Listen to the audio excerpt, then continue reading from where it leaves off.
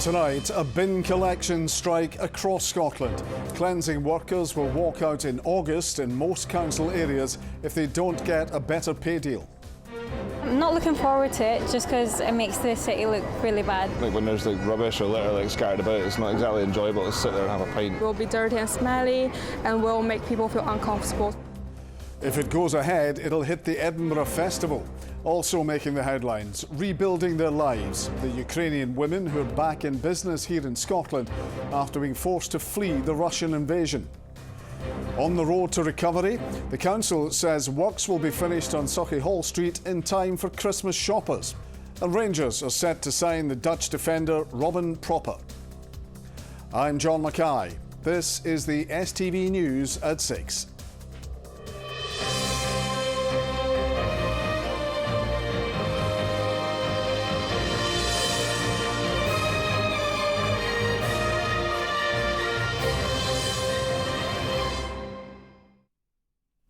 Good evening. Bins across Scotland will go unemptied next month after 3 local government workers' unions announced 8 days of strikes over pay.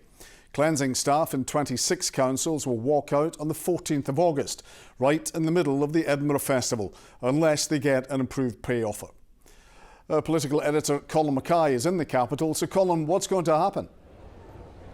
Well, this is Edinburgh's grass market. It's a bit of a tourist hub all year round, but particularly so during the festival. Now, 2 years ago, during the last bin strike, rubbish piled high here, and it wasn't just here. There was a similar picture in Glasgow and right across the country, and we're looking at a repeat of that next month. Between the 3 unions, they have strike mandates in 26 of Scotland's 32 local authorities. I'll be quicker to tell you where they don't have a strike mandate, so where there won't be a bin strike. That's Shetland, the Western Isles, Moray, Argyll and Bute, Western Bartonshire and the Borders. Everywhere else in Scotland is facing 8 days of strike, starting on Wednesday the 14th of August until the morning of Thursday the 22nd of August. We served notice today for the 14th of August for 8 days. We met with Scottish Government yesterday.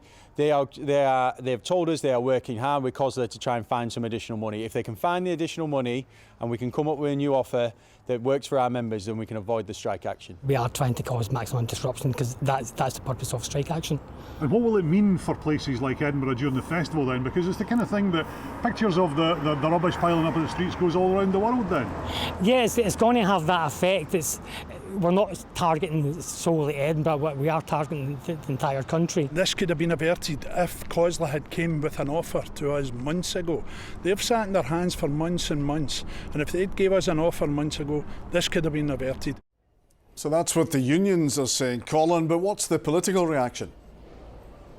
Well, there were talks yesterday between the unions, COSLA and the Scottish Government, the Finance Secretary, Shona Robison. Now, she has promised to come back within a week to see what the Scottish Government can do to help. Now, COSLA are hoping that the Government will come up with more cash, but I'm told they weren't very happy yesterday when they were warned that they could also have to come up with a bit more than the 3.2% offer they've already made, which they said was the limit. Now, the First Minister was holding trade talks with the Singaporean High Commissioner at Bute House today. John Swinney knows how damaging bin strikes would be, particularly here in Edinburgh, with pictures during the festival beamed all around the world, but also domestically with voters after a bad election result. But the government essentially is a bit skint just now. Financially, the First Minister can't really afford the 50 million it could cost to sort this out, but politically he can't really afford strikes.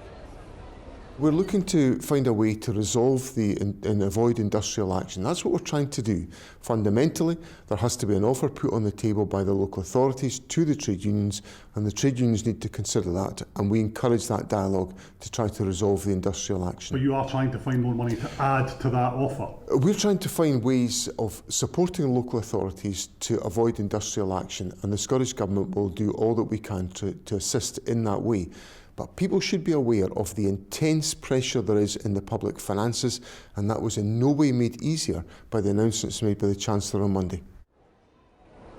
And obviously, it's not just about the tourists. There are hundreds of thousands of people watching this who live and work across Scotland. They're going to have to cope with it too.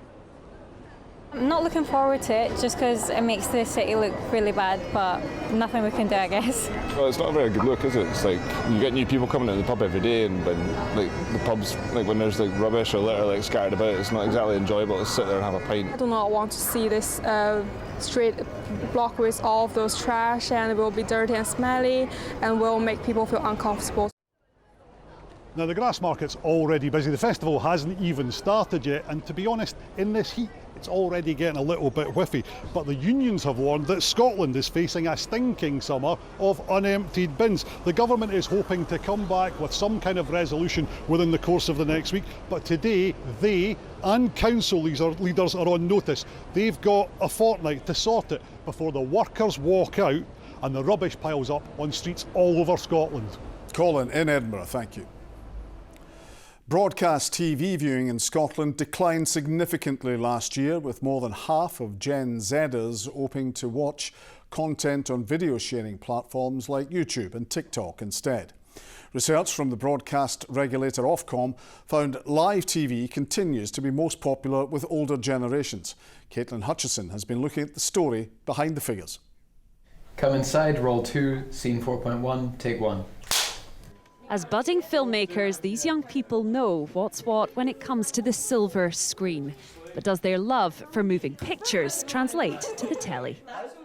I don't really use live telly. I don't think not for years at least, I've watched a movie on live television. It's because it's just, you don't really know. I don't know if that's because I'm younger and I don't have like TV guides or whatever. Personally, when I watch TV shows, I like to binge watch them rather than having to wait for a new episode. I like streaming sites for the convenience, but I also think that telly provides a great experience if you're watching it with people. I watch DVDs a lot. What about DVD box sets for TV series? I only really use them if they're not on any streaming services I have, because like having to like take it out and find the right thing every time you just want to watch an episode, it's so much hassle. Research by Ofcom found 16 to 24-year-olds watched just 20 minutes of live television on average each week last year. But they did watch around an hour and a half of online content every week, opting for the likes of TikTok and YouTube instead. The 16 to 24-year-olds are notoriously a hard audience to capture. And a lot of the consumption, particularly even on YouTube, it's not on the big television screen. It's small, snacky content, it's on mobile phones, etc. And the broadcaster television still dominates on the TV set. We know that this generation are more likely to work antisocial hours or less regular hours. So, sitting down at the same time every day to watch something like the news or a soap opera is now a luxury for many people. While live TV may not bring in the numbers it once did, it still plays a vital role in capturing those big cultural moments that can bring people together. It was live national and international events that topped the tables for TV's most popular broadcasts, including the New Year's Eve fireworks, the coronation of the King and Queen Camilla, and of course, the Eurovision Song Contest. But even events like these are catching on to trends. Did you know that YouTuber Mike is just back from the Olympics, where he was invited as press. I think they're probably trying it out. Hopefully I didn't mess it up and people get to do this more often. But yeah, I got really cool access, particularly to handball. I got to see them warming up, and then I got like the best seats in the house. So yeah, it was cool. It was really interesting to see, like, they're obviously noticing that it might be worthwhile asking, I cringe at the word, but influencers to come and document the Olympics in the same way that a broadcaster might. Ofcom says the TV set remains at the heart of household viewing. There's just a lot more young people swiping and streaming than flipping through the channels. Caitlin Hutchison, STV News. Since Russia's illegal invasion of Ukraine, more than 27,000 Ukrainians have fled to Scotland. Among them, many inspirational women have come together to support each other and their goals to start their own businesses. Vanessa Kennedy has been speaking to some of them who escaped conflict and started their lives again from scratch. When Russian tanks invaded Ukraine, Lubov had no choice but to flee with her children. She still finds the memory of those final days before she left hard to fathom. Before the war, life was beautiful, really nice in Ukraine. I woke up at 5 a.m. when war started because of the explosions that were really nearby us. And it was unbeatably scary.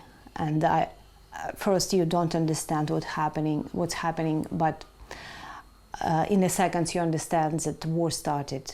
Those moments, you never want to live them again. Starting a brand new life in Scotland was an overwhelming prospect, but Lubov set out to start her own business here. She now makes gut-friendly yoghurt from her home in Edinburgh. More than 27,000 Ukrainians have come to Scotland since the war broke out. Lubov is just one of the many who are part of the first Ukrainian Business Women's Club in Scotland, a community of entrepreneurs and business owners who have now made new lives here. Katerina spotted a gap in the market when she moved to the capital and opened a successful sushi restaurant right in the city centre. And when Irina lived in Ukraine, she worked as a pastry chef. While she hopes to expand her business to a larger facility, she says the transition here has been tough. It's like another culture, another language, and also I have a kid, and it's stressful, you know, and it's not very easy. The founder of the Ukrainian Business Women's Club says she wanted to unite and support the entire community here. My mission was to help them feel comfortable, more confidence after 2 years, how it's UBS Club, now it's 2 years club, and we give a lot of confidence for around 45, 15, maybe 16 women. And this has motivated them to don't stop doing business and have realization in this country. While these women all have a similar traumatic story, they also share the same strength and ambition to succeed in the place that, for now, they've had to call home. Vanessa Kennedy, STV News. It's been a city eyesore for some time, causing frustration for local businesses. But construction is underway again on Sauchiehall Street now that workers have returned from their Glasgow fair holiday. The project should have been completed by now, but it's about 6 months behind schedule. The council says it should be ready for Christmas shoppers. The once internationally famous street is a shadow of itself, with abandoned department stores, gap sites and burnt-out buildings. Can the latest revamp restore its fortunes? Here's Hannah Carmichael. It was a world-famous street for all things entertainment. The beating heart of Glasgow's city centre for over 150 years. The place to shop till you drop. But it's a far cry from those glory days.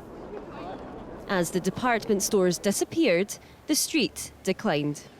Well, it's really the first time I've been up this street in God knows how long, but wow, what can you say? It's not looking the best, but I suppose if you need to do work, it needs to be done. You know, I think it's an inconvenience at the moment, but I suspect the end result's what people are really looking for. Not very practical for tourists, that's all I can say.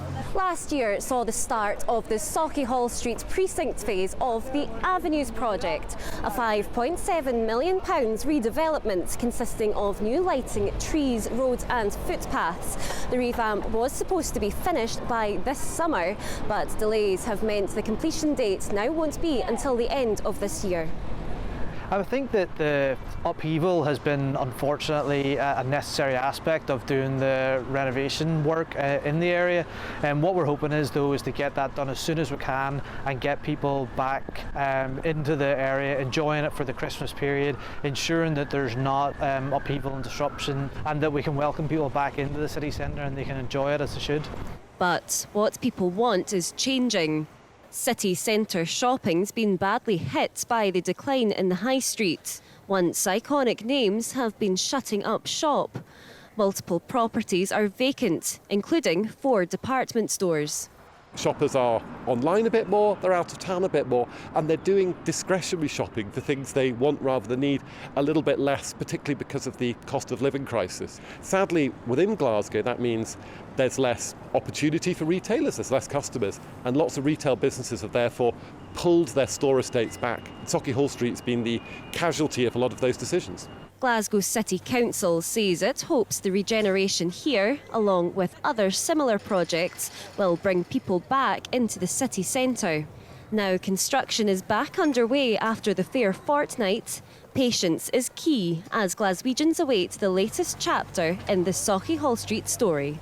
Hannah Carmichael, STV News, Glasgow. And now Rahman is standing by with the sport.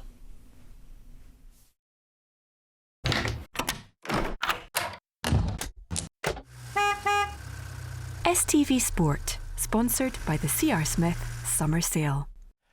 Good evening. Rangers are closing in on a deal to sign central defender Robin Proper from FC Twente.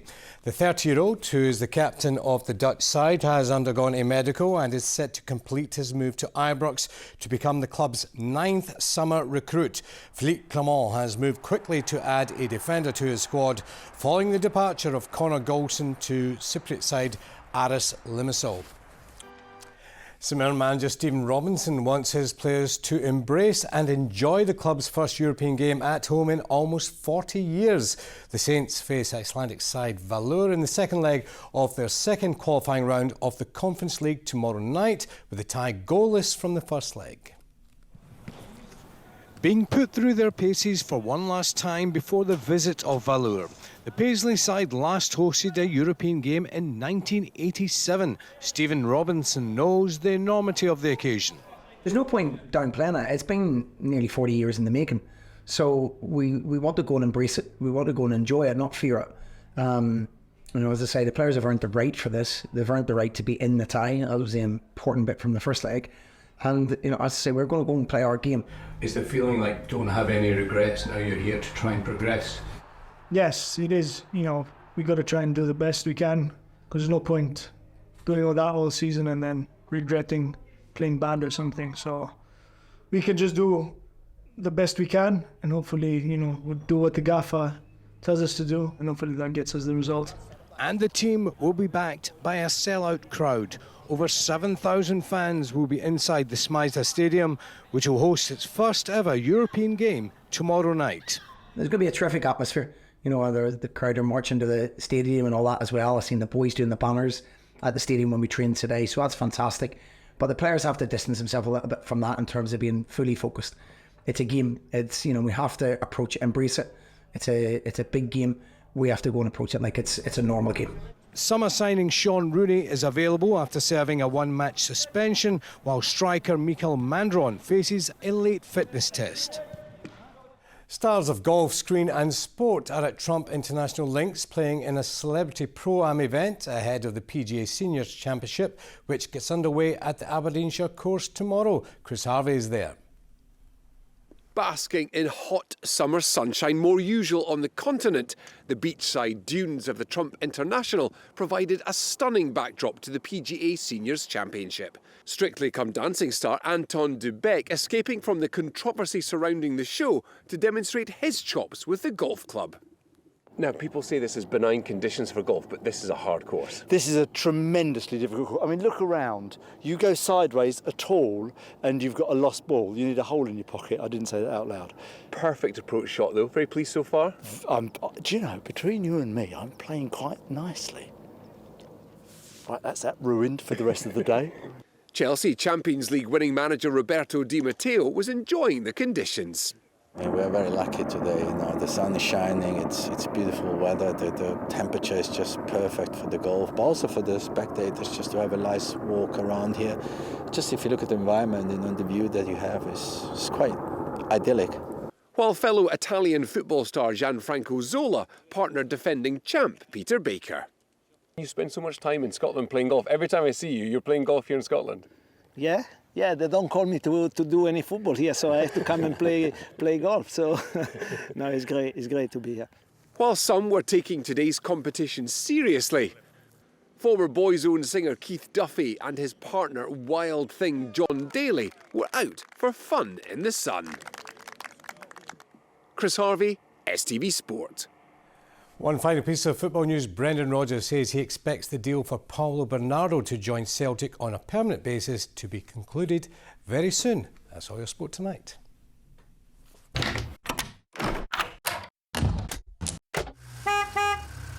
STV Sport, sponsored by the C.R. Smith Summer Sale.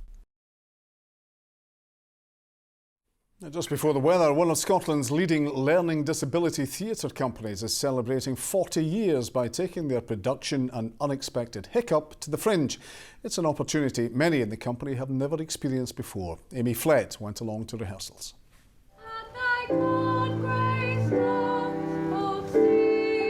Emma has been performing with Lungha for almost 10 years. This week she begins rehearsals for An Unexpected Hiccup at the Fringe. It'll be the first time she and many of the other actors will have had the chance to perform on the world's biggest art platform. They respect me for who I am, and I just love doing it because I used to do acting at school and then joined Lungha, and it was pretty special for me. If I had nowhere else to go to for acting, that would just be it. So this is a safe company for me to be with. This is my first time on the Fringe. It's quite extraordinary because I haven't done this before. It's strange.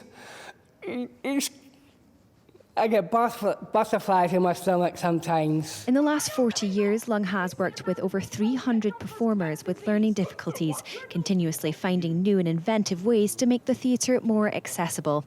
In this dark comedy, volunteer and actor Ryan has been incorporated into the show as a character to provide on-stage support throughout. Some of the actors might need their lines to be cued by me or to feed them the lines, so during rehearsals, I've sort of worked my way into my journey as Robert. I've worked in ways to be close to actors at certain points in case I need to feed them a line, or ways to bring props into it to remind them of a line. Welcome, welcome, Mado. The show marks the launch of the Lungha Touring Company, an opportunity for the actors to showcase their work across the country. With it, they hope to develop a toolkit to help break down barriers within the arts. In theatre, we reflect the society, and people with learning disabilities have a part of the society. It's like minority cultures and all of that. It's absolutely that. We need to find a way that we are equal also on stage. An Unexpected Hiccup runs from Friday until the 10th of August. Amy Flett, STV News, Edinburgh. To the weather, and it's been a cracking day for most of us, but that follows a night of surprisingly low temperatures. Sean is in Bishopton this evening, the Renfrewshire Riviera. Well, it certainly feels like it now, but as you say, well, last night really put the tin lid on an underwhelming July. Just Bishopton, along the road here from Ingleson Country Club, where I am just now. Temperatures recorded last night 5.1, beating the previous July low temperature record of 5.3, recorded back in 2001. Just to give you a bit of transparency though, Bishopton only started recording back in 1998, but at Paisley in Renfrewshire, just along the road here, in 1965, we got a little bit lower in July then, down to 4 degrees. What July is also significant for this year is it's the first time since 2017 that nowhere in Scotland has got close to 30 degrees. So pretty disappointing. Let's have a look at the weather. Light winds rolling in from the west. We'll be joined by some very welcomed ice creams. TUI sponsors STV Weather. Well, heading into the last month of meteorological summer, and our fortunes don't change. It's still going to remain very mixed, actually turning quite a bit fresher as we go into the weekend. This is Oban, for example, and just look at the blue bars at the bottom. That's rainfall, and you can see by the time we get to Sunday, and especially on Monday, we could be looking at around 15 to 20 millimetres of rain falling. So quite a change in the weather, very unsettled start next week. Also in Edinburgh, we're going from the highs of 22, 23 tomorrow, and then we see that dip in temperatures. Fresher air coming in at the weekend, but looking at the blue bars there, not as much rain rainfall until we get to Monday, and even here we will see that rain starting to move in. So much more changeable later in the weekend into next week. Now, as we head through tonight, lots of clear spells for many of us, a little bit more cloud coming into the west, and nowhere near as cold as it was last night. You can add a good 8, 9, 10 degrees on compared to last night in some spots, probably about 12, 13, 14 degrees through tonight, so certainly will be a lot warmer. Now, a lot of cloud to start with tomorrow, some showery outbreaks of rain, but hopefully as we go through the afternoon, watch what happens to the map. You'll start to see that cloud thinning and breaking, some sunshine breaking through, and actually feeling quite warm in that sunshine tomorrow, even warmer than today. We could get highs of 23 degrees Celsius. The likes of North Lanarkshire, around Fife, Edinburgh, East Lothian, the borders, that'll be the top spots. But that cloud, and then we'll see the cloud breaking, but there will be a few showers around the afternoon. On Friday, much more unsettled in the west, best in the east, with that rain reaching us later on. TUI sponsors STV Weather.